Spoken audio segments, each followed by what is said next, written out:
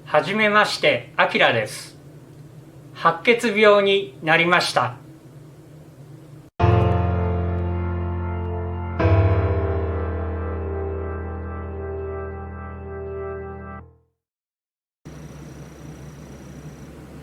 こんにちは。白血病サバイバーのあきらです。今回はまたこの闘病期に戻りましてお話をしたいと思います。前回までに造血幹細胞移植、その前処置抗がん剤投与が終わり、翌日1日が休養日だったと、そのあたりまでお話をしています。いよいよ再体血移植当日がやってまいりました。入院52日目、2月の16日になっています。この動画編集が速やかに進めば、まさにその2月16日に公開ということになるかもしれません。前夜割とすぐ眠れたが、一度目が覚めた時に体中全身がかゆくて、そこから1時間以上眠れない状態が続いている。6時半ごろ看護師さんがいつもの巡回に来まして、その時にはすでに何かの点滴が終わっていた。つまりは5時過ぎぐらいに一つ目の何かの点滴がつながっていたんだけれども、自分は眠っていて気がつかなかったということですね。そしてその看護師さんが巡回の時に抗生剤の点滴に交換をされた。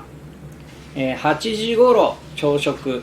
2割ほど食べて、服薬が8錠、9時半過ぎから急遽シャワータイムですね。この後再体血の移植がある、先にシャワーを浴びましょうということですね。このシャワータイムですが、もうすでに抗がん剤の影響などでシャワーを浴びるのも一仕事というような、疲労度が高い、そういう状況になっていますね。10時半ごろ点滴の交換、これが3種類その時につながっていた。それを交換ですね。プラスアレルギー止めの点滴が入る。これは再体血移植した時にアレルギー反応が出る場合がある。これの、軽減というか、そういう役割があったんだと思います。この再体血なんですけれども、どうも半シャーベット状のような形で、移送されてくる。どこか、遠くから、運ばれてくるということで、これは医療費ではなく別途その輸送代金がかかるという、かなり厳重な貴重な代物という感じなんでしょうね。事前に注射器いくつかに分けてちょっと終わっちゃいますよ、案外開けないですよというお話を伺っていまして、実際このぐらいの注射器に入った再体血が用意されました。それでですね、この移植をやるにあたりまして、主治医の先生、もちろん、それからその日の日勤担当の看護師さん、それから研修医の方々、またはですね、その時間に手の空いていた看護師さんなども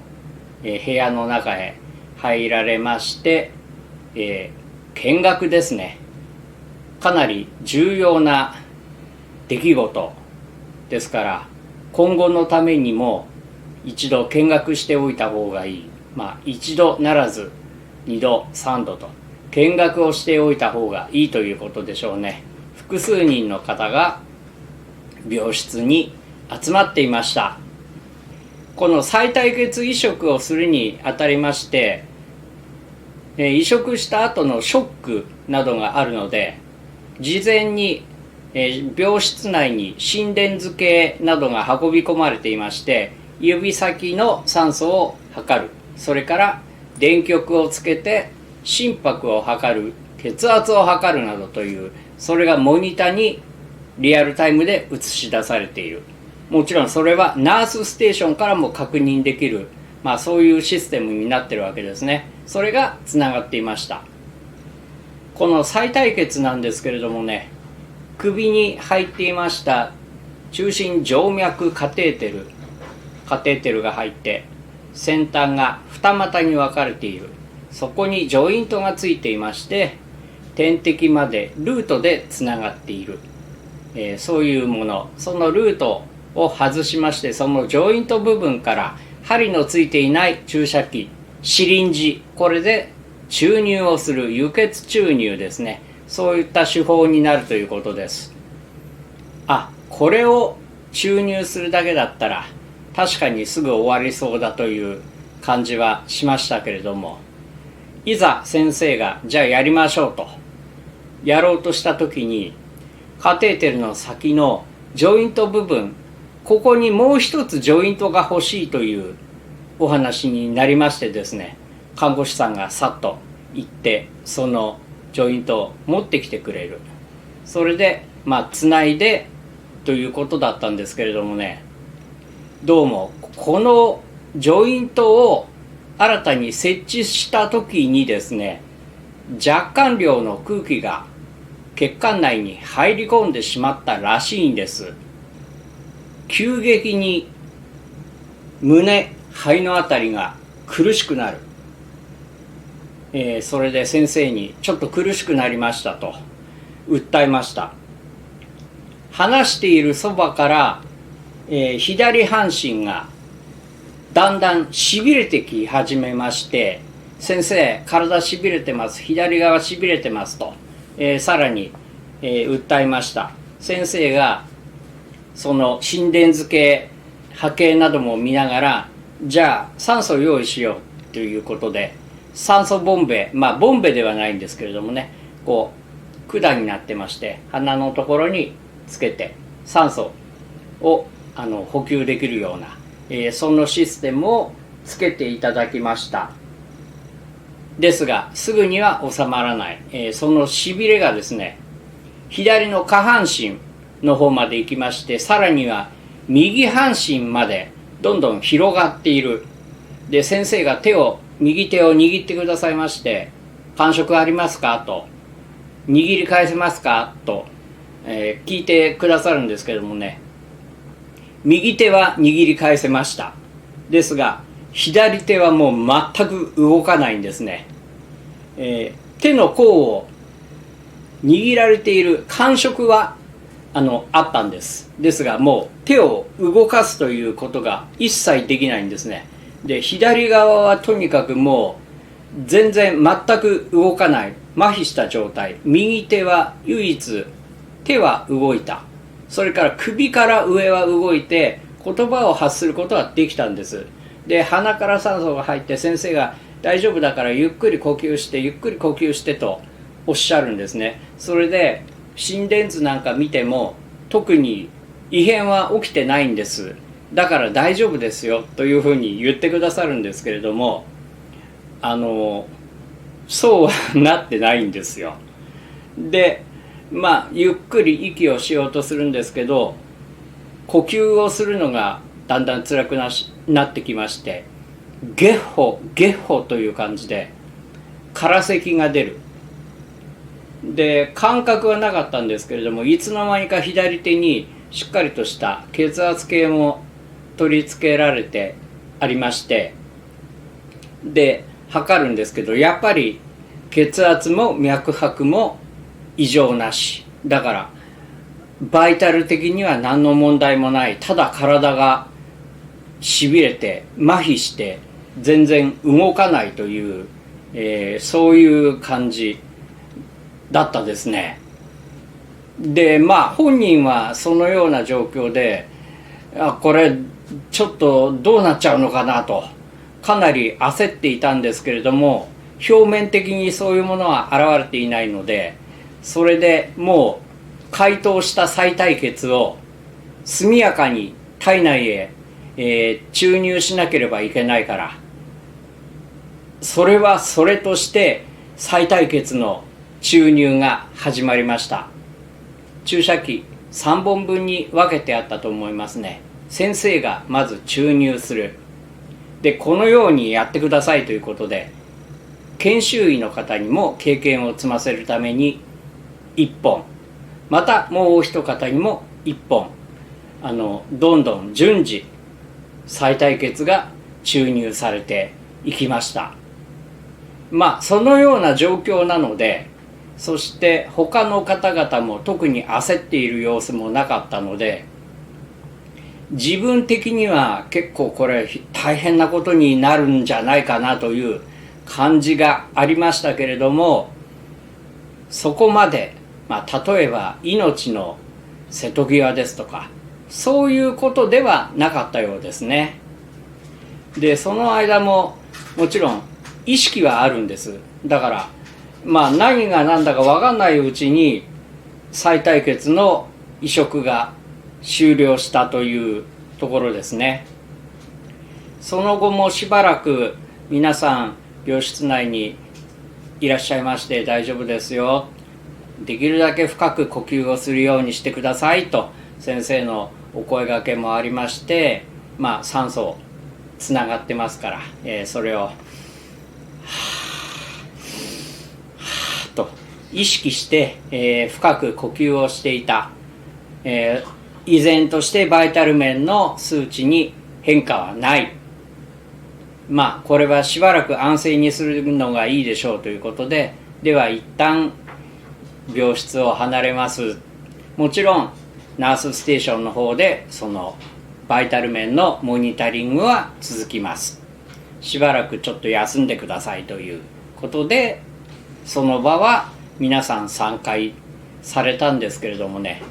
でも自分はもう右手のこの手のひらと首から上しか動かないんです。あと体が麻痺して全く動かない。動かそうとしても一切その意思の伝達ができていないなという感じなんですね。あれ、今まで体ってどうやって動かしてたのかなっていうぐらいに動きませんでした。その後少しずつ入れていただいているその酸素を多く吸い込むということで、呼吸が一時期ちょっと苦しいという感じになっていたのがだんだん楽になってきまして、それに伴って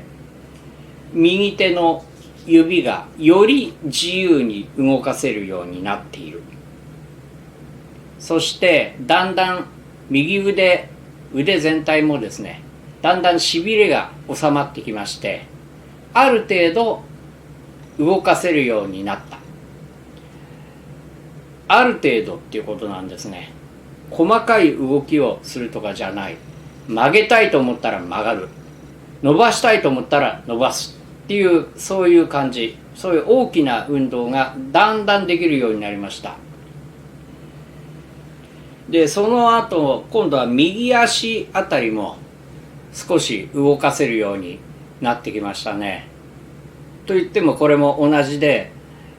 思うようには動かないんですよ。動かせるという感じだから、カクンカクンという感じでこうゆっくり曲げるとかじゃないんですね。もうカクンカクンという、そういう動きで足が動くようになってきた。それで少しこのまんまいけばだんだん良くなるのかなという実感が湧いてですね、少し安心してますね。その次は左足ですね。左足が今度は同じようにまた動かせるようにはなってきた。とにかく動かしたいように動かせるんじゃないんです。動けと思ってバーンと勝手に動いたみたいな、そういう動かし方ですね。でも動くことは動く。で最後が左腕だったんですね。で左腕はなかなか動かなかったですね。かろうじて親指人差し指が動くだけで、そのまんま1時間ちょっと経過して、やっぱりそのような状況ですが、徐々になんとかこう手が握れるかなというところまで回復できた。でまたちょっと時間が経過しまして、左腕もなんとか思うようには動きませんけれども、こういう感じですね。動けと思ってこういうふうな感じで動かすことはできるようになりました。でその頃には、右腕と足ですね、足は結構自由にもう動かせるようになった。ゆっくり曲げ伸ばし、思ったように曲げ伸ばしができるようになっていた。その状態で、遅めの昼食を少しだけ食べて、服薬が4錠ありました。で、その後ですね、それを終えてから酸素の吸入をそろそろいいでしょうということで外していただいて、14時過ぎからは点滴の抗生剤が入る、15時過ぎから点滴の免疫抑制剤、新たに入ってきたその最大血がこれから自分の血を作ってくれるわけです。でその自分の血を作ってくれるその血液の中にある白血球というのは本来他の場所にあったものなので、自分の体に入ったとはいえ、この体というのは敵とみなされてしまうんですね。異物なんです。だから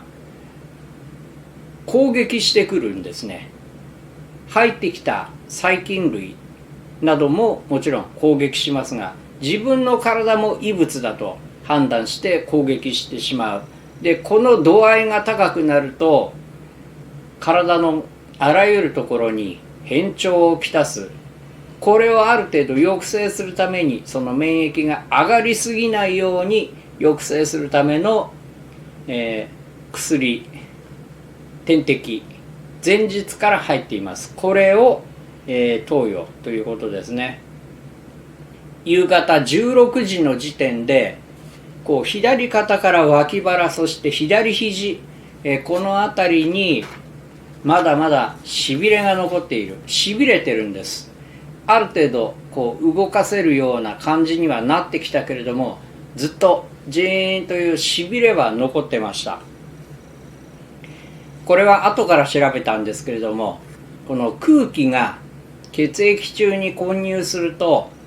空気塞栓症などと呼ばれて、さまざまな症状が起こるということなんです。でざっと見ますとですね、胸痛、胸の痛み、呼吸困難、低血圧、めまいなどインターネットに書いてあります。で血液のカテーテルですとか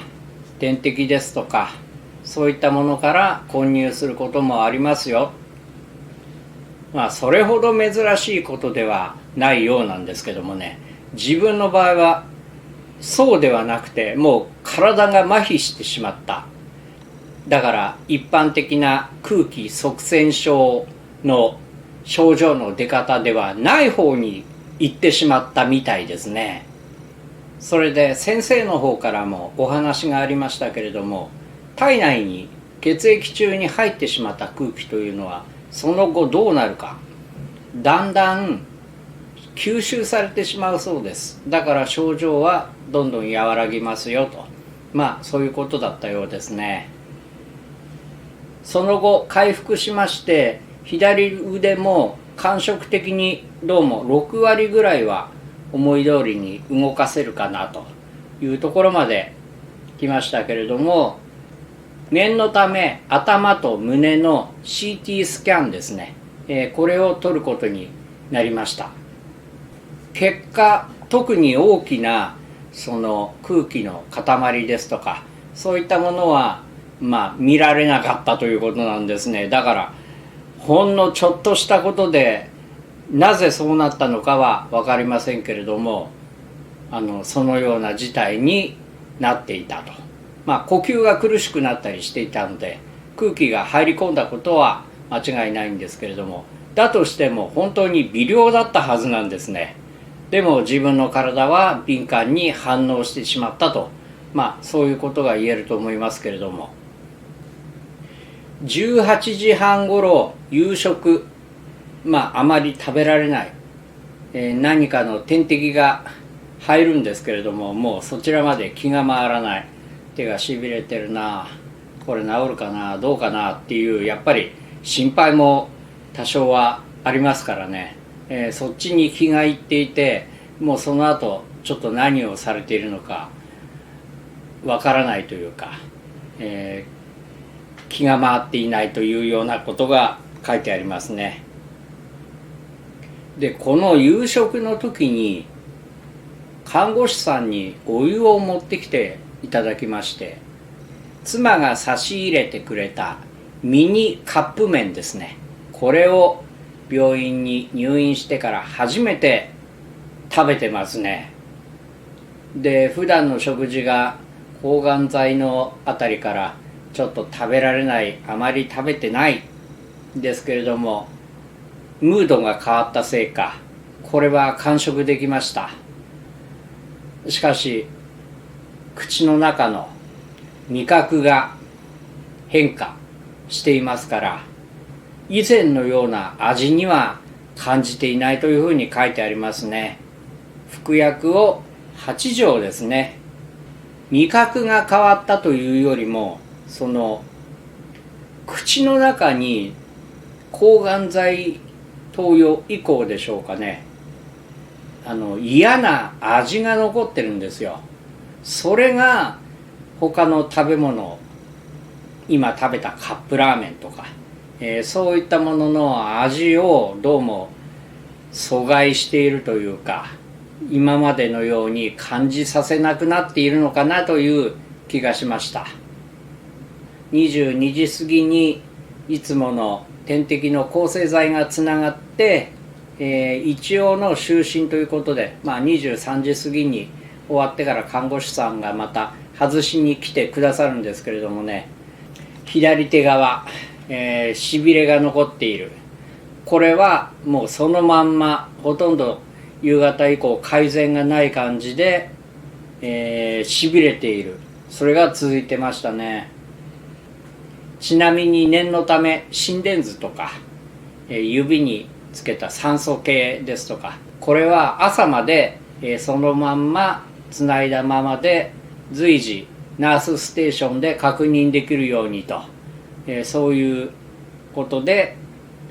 この日は終わりになってますね。以上がこの白血病になって入院して一番大きなイベントと言っていいでしょう、再対血移植当日の様子でした。事前の先生からの説明会のような時に、移植をするだけで退院できずに3割ぐらいの人が亡くなってしまうんですよというお話があったわけです。ですが、その再対血移植直前に体に変調をきたしまして、胸が苦しくなって体がしびれて麻痺してしまったというその状況、自分にはかなり恐ろしくてですね、入院生活中群を抜けてちょっと怖かった、日でありましたね。もしかして自分は再対血移植直前にしてこの世を去ってしまうのかなと、そんなこともその時一瞬頭をよぎったわけですが、実際は血圧もほとんど変化がなく、心拍数が上がったわけでもなくという、自分だけがそう思っていて、周りの方は皆さん冷静に対処してくださったということでですね、先生が冷静なので、ちょっと今ひどい感じなんだけど実はそれほど大したことはないんだなという安心感があったのもまた事実ですね。ということで、この日の病院での出来事をお話ししました。よし、おっさん頑張れと思っていただいた方は、ぜひチャンネル登録、高評価、そしてコメントなどお気軽にお寄せいただけましたら今後の励みになります。どうぞよろしくお願いします。